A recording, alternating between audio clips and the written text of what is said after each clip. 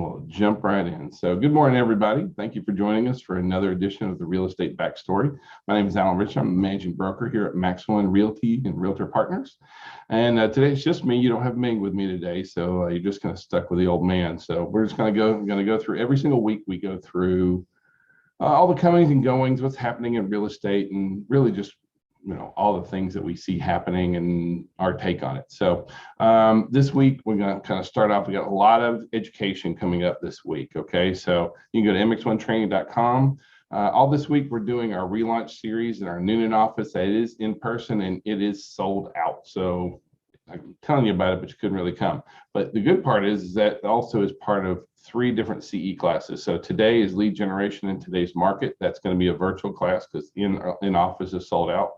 Wednesday is technology and real estate, and that is virtual as well. And then Friday is business planning for real estate agents, and so all that is in there. In addition, on Tuesday, we have how to leverage business credit and get access to working capital. Teresa McIntosh teaches that, and it is a phenomenal class. And then on Thursday, we have what your inspector won't find, and that's live and virtual in our McDonough office, and that one's a really cool thing going on as well. Also on Tuesday, we have our sales meeting. It's live in all of our offices, so please join us in there on that. Buffini, we have started the Buffini 100 Days to Greatness program in all the Max One Partners office. There is still time to get caught up on that. I implore you and beg you basically to please take part in this great program. There really is a lot of good stuff in here.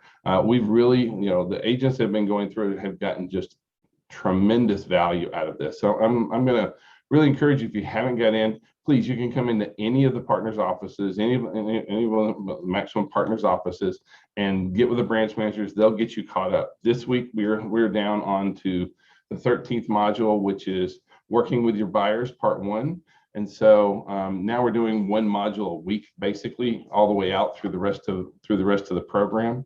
But you can do 3 or 4 modules at one time just to kind of go through and get yourself caught up. So please, I'm telling you, it's a really great program. We love Buffini because he really does work the buy referral program. Now, the other big national trainer we have is Tom Ferry, and Tom Ferry has an event coming up in October, and we're going to be live streaming that from our offices. And Tom Ferry is really good on lead generation, that kind of thing, and we really love to marry those two, because when you have all the lead generation systems that Tom Ferry really promotes, and then you have the lead nurturing and working by referral systems that Buffini really promotes, it really is a great combination. So the Success Summit, as Tom Ferry calls it, is coming up here in October. He's got guest speakers as Seth Godin, who's a phenomenal. I love all of his books and that kind of stuff. And then Michelle Poehler, she's the one about overcoming your fears and well, maybe not overcoming your fears as much as really letting them, using your fears to kind of drive you, motivate you, kind of thing. This is the agenda, so it's going to be for 3 days. And I know that it can be a daunting task, but what we do in our offices is we set it up just like if you were to go to the conference there in Dallas, Texas, kind of thing. So we have tables set up, everybody has their workbooks. We show it up on the big screen, and whenever, when everybody in the audience gets up and goes, woo, we kind of do the same kind of thing. And, we kind of been through the agenda, and I kind of wanted to share it with you. So the first thing that they're going to go through is it's basically an agent panel where it kind of goes through all the best practices, what other top producers out there are doing. And then every day there's about an hour and a half for lunch. So if you come in, we have breakfast and lunch that's going to be provided for you from vendors. So you don't have to take care of breakfast, don't have to take care of lunch, and it's totally free. So it really is a really great thing to be able to roll out with. In addition, we have, he's going to be talking about the Great Divide, the battle for search, then the first keynote speaker, Michelle Poehler, speaking, and then top 10 action items on Wednesday.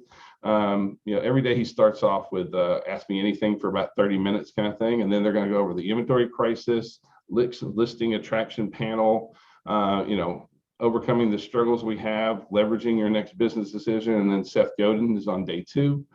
On day 3, we have, again, Ask Me Anything, and then, branding, and standing your ground, and then talks about financials, trends, marketing checklists, the whole 9 yards. So we really do encourage you to kind of jump in there on that. That kind of takes up most of the training that we have coming up, but where I really want to kind of take just a second is, we need to be looking as real estate professionals. There's a lot of myths in our business as far as what people expect and think who aren't in real estate business. And this is a big deal because for folks, perception is reality. And the only one who can fix this and who can correct this are real estate professionals or realtors. That we're the only ones who can really take these myths and kind of turn them around, kind of thing, because these are myths that our clients really do believe. And so how do we address that? So first thing is I kind of want to go through a bunch of them. And what I'm going to beg of you is to make videos on these subjects, send out emails into your clients, reach out, engage when you're talking into your database, speak about these things. These are great talking points. And a lot of folks, that it's a great thing to kind of address. I think probably one of the biggest ones is that, number one, the agents work hard. A lot of folks don't think that agents have to work very hard to help a buyer and seller. What a lie that is. Some of the hardest working people I know are real estate agents. And so, I know that we get kind of a bad rap, and for a lot of buyers are like, well, I found the house and I did this and I did that. We really need to talk about everything that goes on through that entire process. The next step, or the next one, I'm sorry, is that as soon as the property is under contract, it is smooth sailing, right? Wrong. That is not. That's when a lot of times the work really starts, kind of thing. We need to make sure that when we're preparing our buyers and sellers for that also, but also let folks know that just because you're under contract doesn't mean, I would say, 70%, maybe 80% of our clients go from under contract to done. Once you get past due diligence, that is. But that's still 20% or so that doesn't happen 1 out of 5. So we need to be talking about that. A lot of sellers think that selling off market is a better deal for sellers, and that's a giant falsehood right now. The average for sale by owner sells for nearly 15% less than what similar properties on the market sell for when using a realtor. Another myth is, if in this market you don't have to prep your house. Well, if you don't want to get top dollar for it, you don't have to prep your house. But if you'd like to get top dollar and you want to stand out against the other properties that you're competing against, then you do have to prep your house, kind of thing. Another common myth is, hey, everything I need is online, right? And is that a joke, right? Because if it's online, it's true, right? No, wrong. So, yes, there's a lot of information, but for the vast majority of our consumers, it's not about having the information or having access to the information. It's that there's so much and so many differing opinions that none of it makes sense, kind of thing. Next myth is, in this market, I can't overprice my house. And that's a joke, because we keep seeing where more and more of our properties are having to take price reductions right now, the most that we've had all year. So nearly 5% of all properties are taking a price reduction right now. And so we are seeing a slight shift. We're not going down, nothing like that. We have way more buyers than we have sellers, and it's going to probably continue that way. How about this one? This one's one of my favorite. Agents make big money and they don't work for it. Get your money for nothing and your chicks for free. That's not true.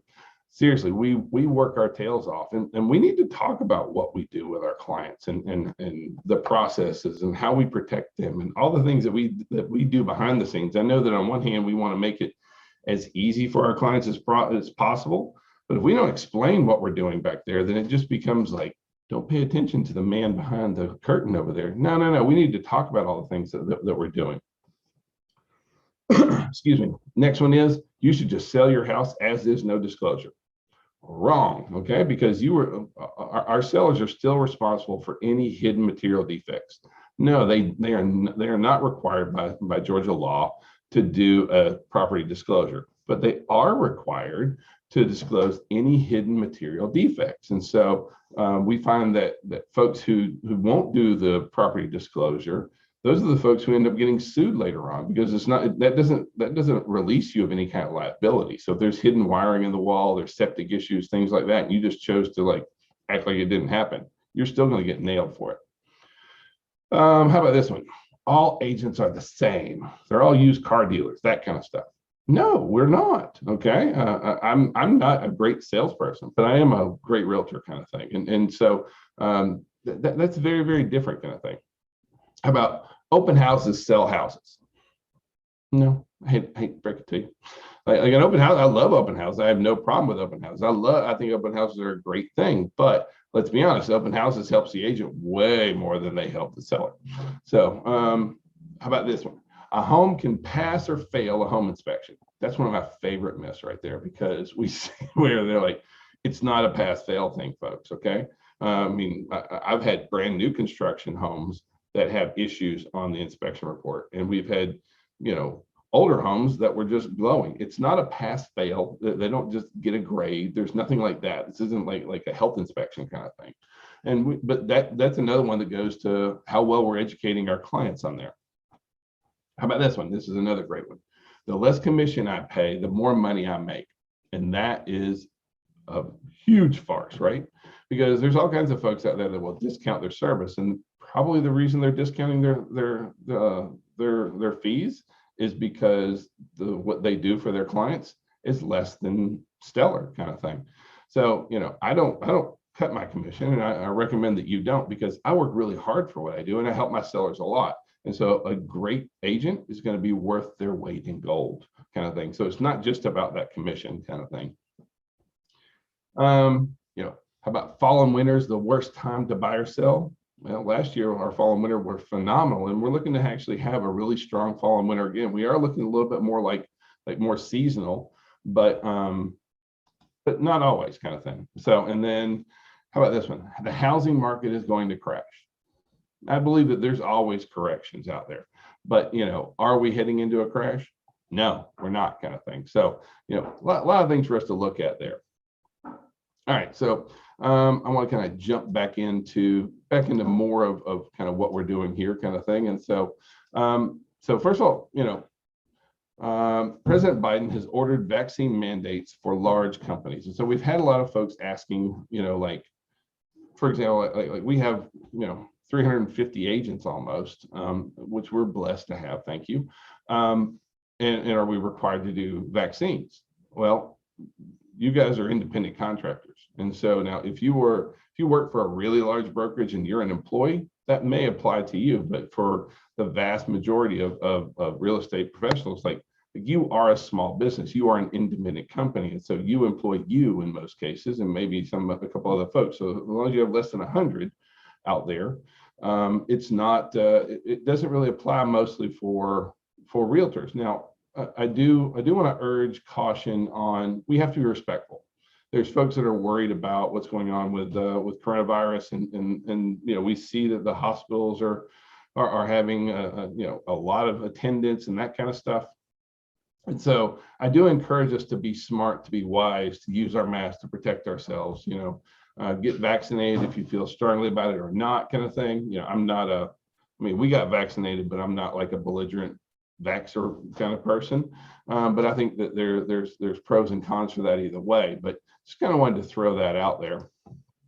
Home equity has hit a record high, which I don't think is a big surprise to anybody, because we've really seen that property values have now increased. And I'll show you for how long property values have been increasing for.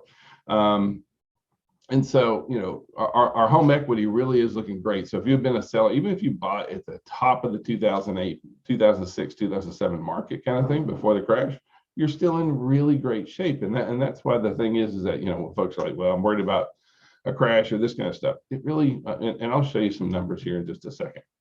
So this is the FHFA house price index. So basically Fannie, FHA. And so for the Atlanta market in the last year, we had a 16.4% increase in prices. In the last quarter, that was a little over 4% just in the last quarter alone. So we're running around 16.5% property value increase in the last year. And that is big, that is significant. I'm not going to dispute that.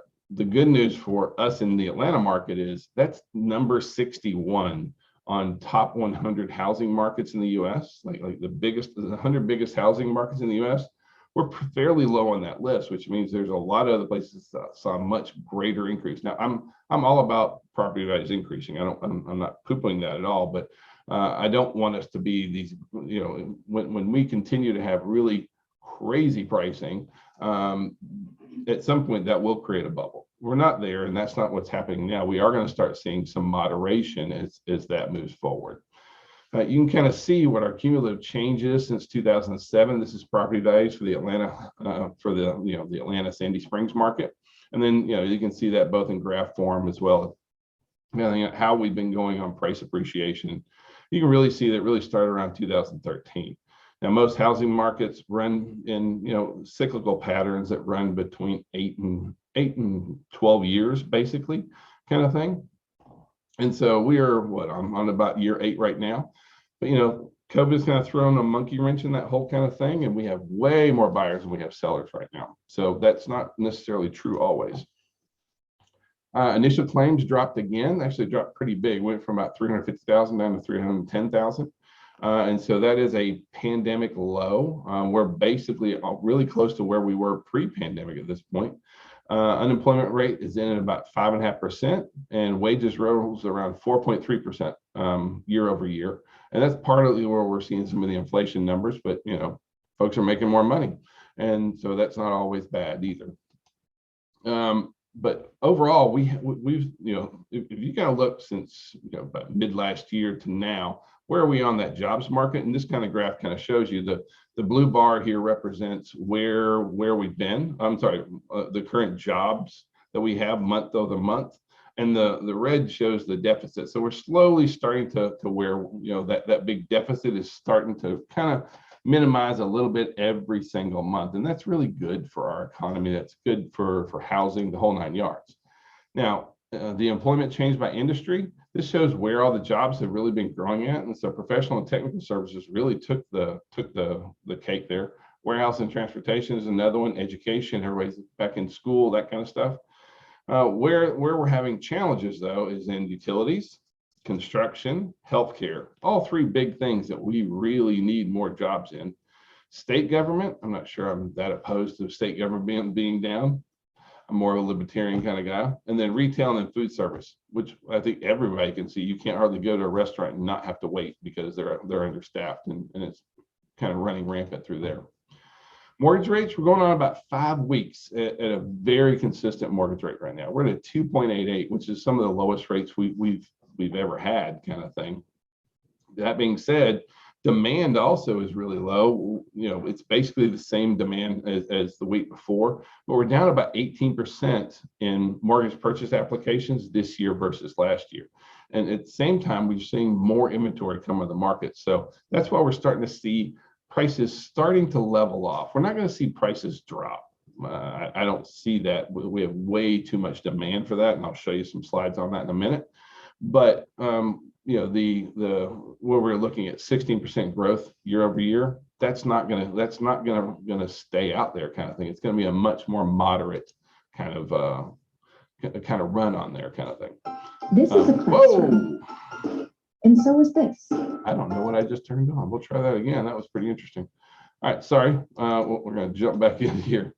So while we're also talking about mortgages, our buyers are bringing supersized down payments. So here in the Atlanta metro area, the average down payment is $41,125, with an average median income of around $75,000, somewhere around there. So we've seen where larger and larger down payments are coming in, and we also have a lot of conventional loans that are coming through, and so a lot of folks are trying to get under that to where they can get rid of MI, which is always a really good thing. But don't think that our buyers today don't have money. We have a lot of buyers that have a lot of money. Like I said, our average down payment is over $40,000 right now. And that's pretty significant. Now, the home purchase sentiment index also came out, and just as I talked about, we're having a little bit more inventory. We're having a little less demand. And so that has kind of started to turn into some optimism, showing where, buyers are feeling it's a better time to buy right now. And it's the first time that we've seen this uptick in the home purchase sentiment index since March. And that's a really good sign. So I do feel that we'll be seeing much better inventory, as well as prices are going to be moderating as we move through the rest of this year. There's a new report from CoStar talking about what's happening in retail, and retail is basically blowing back up. There is a huge push on the retail side. Right now with Delta, there's definitely some cause for concern in retail, but overall, CoStar went out, polled all their retail folks, and really found out that most everyone is growing and continuing to grow and searching for space. And so that's another good sign for the economy. New construction. So this is our shortage of new homes. Right now, this is a new report from the National Association of Realtors, and it says that we are short 5.2 million homes. And so this is, this is why I say it's going to be really hard for the market to really crash. Because right now we're short about 5.5 million homes, well, 5.2 million homes in the housing market. We need a lot more houses, kind of thing. And in order to close that gap, we basically need construction numbers to double, and we need no new increases, no new households to form. And both of those are not likely to happen. If we were to double construction and not form new households, we could close the housing gap in about 5 to 6 years. But the challenge is that that's not realistic. Okay, first of all, construction is, and I'm going to show you the numbers, construction spending is continuing to be down right now. Secondly, the millennials are moving in the housing market, and the average millennial is between 28 and 32, and 33 is the first time home buyer age. And as they all continue to get a little bit older, that's more and more families that are moving into the housing market, kind of thing. So here's our private construction spending. You can see what happened on residential and non-residential, and you can see what our trend is. Our trend is not good. We've been running down, so that's not a really great sign for us on that kind of thing. In addition, our building materials are really shooting through the roof at the moment, kind of thing. Steel is up massive, kind of thing. And so this just kind of shows what a lot of the pricing changes are. But if you look at this on a graph, so these are our largest construction prices. So steel mill products are up, yes, 81% year over year. Building paper, board products, asphalt, plastic, everything is up in a significant number. And that's really driving a lot of the challenges there. Overall, here in the South Atlantic, we have some of the lowest construction pricing, which is hard to believe, kind of thing, because when you're out there looking in the market. But out here in the South, it's about $110 a foot, not counting the lot cost, just to kind of give you a round number. But that's actually some of the most moderate of all markets out there.